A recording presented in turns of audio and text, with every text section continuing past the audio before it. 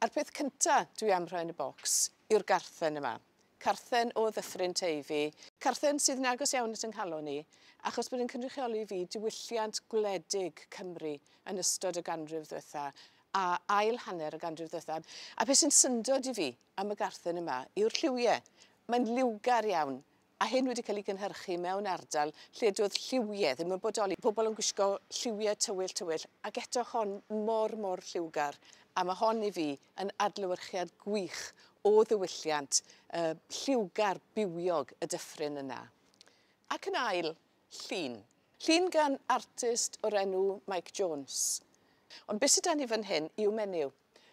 Dyw e ddim yn peintio menywod yn aml iawn. A bys ni'n ei herio fe, ddweud y gwir, bod angen iddo fe peintio fwy o fenywod yn gweithio, fel mae fe'n peintio dynion sy'n gweithio. So, llun yn fan hyn sydd yn cynrychioli dau beth i fi, y diwydiannol a bywiogrwydd y diwydiannol, ond hefyd yr ochr wledig, y person yn hongian y golch allan. Ac yn ola, rhaid fi gyfadde, mae beth o'n i moyn wneud oedd rhoi llywydd y cynulliad yn y bocs. Ond dealles i fo hynny yn erbyn cyfraith hawliadynol a chyfraith, a falle rheswm yn ei hunan.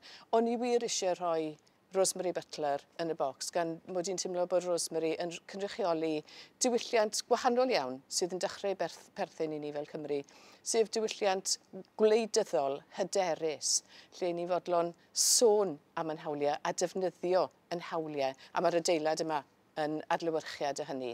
Ond yr hyn dwi yn mynd i rhoi yn y bocs yw'r ddogfen yma.